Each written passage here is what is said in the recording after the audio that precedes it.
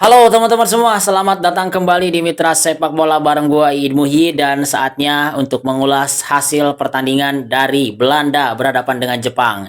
Kebetulan gua baru aja selesai live reaction bersama teman-teman gua yang luar biasa yang banyak sekali betul prediksinya. Dan ini pertandingan yang menarik teman-teman ya, pertandingan yang sangat-sangat menghibur di mana performa luar biasa ditunjukkan oleh timnas Jepang. Mereka tertinggal 1-0 terlebih dahulu kemudian berhasil menyamakan kedudukan, tertinggal lagi 2-1 berhasil lagi menyamakan kedudukan di menit-menit akhir di babak yang kedua. Ini sih luar biasa Jepang ya. Jepang prediksinya ini akan melangkah cukup jauh di Piala Dunia 2026 ini. Dan menurut kalian dengan hasil ini apakah Belanda akan melangkah cukup jauh? Apakah Belanda akan ke partai puncak di Piala Dunia ini? Jangan lupa kalian komen di bawah menurut prediksi kalian gitu ya. Oke, kita awali dulu dari babak pertama ya. Dan ini Belanda benar-benar dominan, dominan sekali. Tapi kita melihat bagaimana dominasi permainan dari Belanda ini menghadapi tiga center back dari Jepang itu gagal untuk memberikan trupas-trupasnya ya, gagal untuk memberikan progresi passing ke depan dan tidak ada cara bagi Belanda untuk mencetak gol di babak yang pertama, teman-teman. Jadi Jepang ini turun dengan formasi 3-4-3. Dalam situasi bertahan mereka menjadi 5-4-1. Ada 5 pemain bertahan yang mengunci pemain-pemain Belanda untuk tidak bisa memberikan progresi pas atau tidak bisa memberikan umpan kunci ke depan kotak penalti ke depan penjaga gawang dari Zion Suzuki. Ada beberapa peluang yang berhasil. Donyell Malen hampir mencetak gol ke gawang Jepang, tapi untungnya 2 kali Donyell Malen melakukan aksi yang menawan, satu lewat tendangan dan satu lewat sundulan, dua-duanya bisa digagalkan oleh Zion Suzuki. Zion Suzuki tampil luar biasa bersama dengan Jepang. Jadi teman-teman, babak pertama itu benar-benar dominan ya Belanda. Dan Belanda ini banyak sekali bermain di depan kotak penalti dari Jepang. Tapi mereka itu mengalami kebuntuan. Tidak bisa memberikan umpan kunci ke depan karena mereka hanya bisa memindahkan bola dari kiri ke kanan, dari kanan ke kiri, kemudian ke tengah, balik lagi ke sisi samping. Jadi mereka hanya bermain seperti itu terus. Tidak punya cara mereka untuk bisa membongkar pertahanan Jepang yang begitu solid, begitu rapat, jarak pertahanannya terjaga, tidak ada celah bagi para pemain Belanda untuk bisa memberikan peluang berbahaya. Hanya ada satu dari Donyell Malen itu. Dan ini di pertandingan babak pertama itu berakhir dengan tanpa gol ya. Jepang juga sempat mengirimkan beberapa kali umpan ke depan untuk memberikan tekanan kepada Belanda, tetapi kalau tidak salah Jepang tidak ada on target di babak yang pertama. Nah, masuklah di babak yang kedua yang menarik teman-teman, di mana Ronald Koeman ini berhasil memecahkan caranya ya, berhasil menemukan caranya untuk memecah kebuntuan dari Belanda menghadapi pertahanan yang solid dari Jepang. Jadi di babak pertama seperti yang tadi dijelaskan ya, ada umpan-umpan bola rendah yang coba untuk ditunjukkan oleh Belanda, tetapi itu gagal karena pertahanan Jepangnya kuat. Nah, cara yang ditemukan oleh Ronald Koeman adalah dengan bola-bola udara dan dengan tembakan jarak jauh. Itu dua cara itu yang akhirnya berhasil, teman-teman. Bola-bola udara di babak yang pertama pun banyak sekali pemain Jepang ini kalah dalam duel udara, yaitu statistik menunjukkan itu. Dan babak yang kedua dimanfaatkanlah oleh Belanda dengan upaya crossing dan akhirnya crossingnya menjadi gol ketika umpan yang matang masuk ke kotak penalti disambut oleh Virgil van Dijk.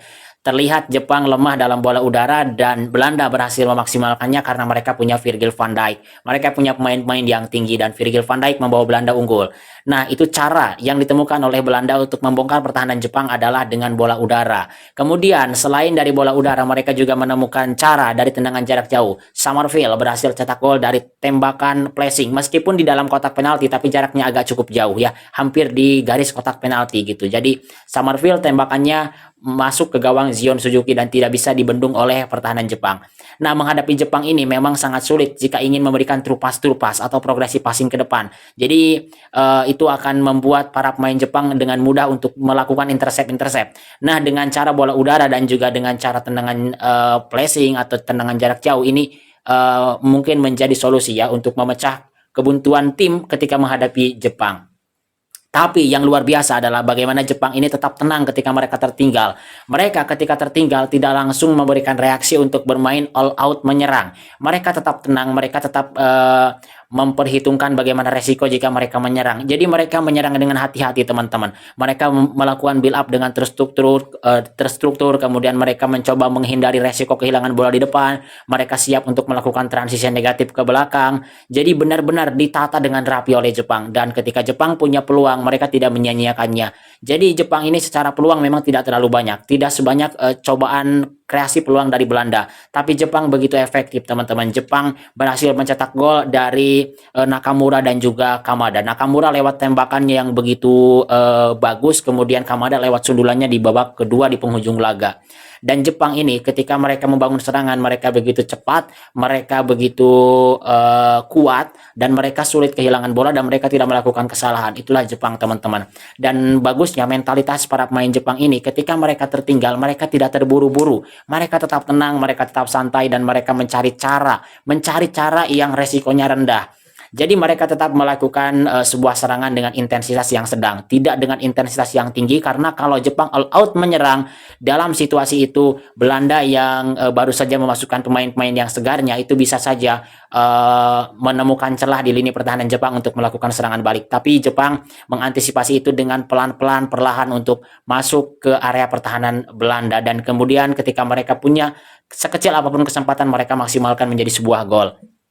Dan di laga ini terlihat ya bagaimana Cody Gakpo itu tidak maksimal, kemudian Daniel Malen 2 kali dipatahkan oleh Jion Suzuki, dan akhirnya di babak yang kedua, bahkan di babak pertama pun ketika gua live banyak teman-teman yang mengharapkan pemain-pemain depan ini diganti gitu ya, seperti salah satunya memasukkan Memphis Depay, dan akhirnya Memphis Depay masuk di babak yang kedua, tapi itu tidak memberikan perubahan yang signifikan terhadap Belanda. Kenapa? Karena ketika Memphis Depay masuk, yang diharapkan ini akan membuat lini depan menjadi tajam, tapi saat itu momentumnya Belanda sedang ditekan oleh Jepang, dan Belanda cukup kesulitan juga untuk keluar dari tekanan Jepang. Jepang ini punya mental yang bagus, ketika mereka berhasil cetak gol mereka langsung berapi-api, dan mereka langsung bermain dengan lebih solid lagi. Kemudian di laga ini teman-teman ya, gua lihat sih bagaimana efektivitas dari Jepang itu ditunjukkan dengan luar biasa, dan Jepang menurut gua dengan permainan seperti ini sangat layak mereka untuk melangkah lebih jauh di Piala Dunia 2026. Dan kalau menurut kalian gimana teman-teman? Apakah kalian ada yang menjagokan Jepang, atau justru kalian ada yang menjagokan Belanda yang tidak sesuai dengan harapan hasilnya mungkin ya? Karena publik dari Belanda tentu saja menginginkan atau mengharapkan tadinya gitu ya, banyak yang memprediksi bahwa skornya akan menang menghadapi tim dari Asia, tapi ternyata Asia yang ini adalah rajanya Asia, dan Asia belum ada tim yang kalah sejauh ini. Qatar imbang, Korea Selatan menang, dan Jepang imbang. So, gimana menurut kalian teman-teman? Jangan lupa untuk subscribe, jangan lupa untuk like, dan kita jumpa lagi dalam video berikutnya dalam pembahasan Piala Dunia 2026, dan juga gua live reaction untuk beberapa pertandingan. Jangan lupa untuk bergabung dan kita ngobrol seru. Terima kasih. Sampai jumpa di video berikutnya. Salam sepak bola.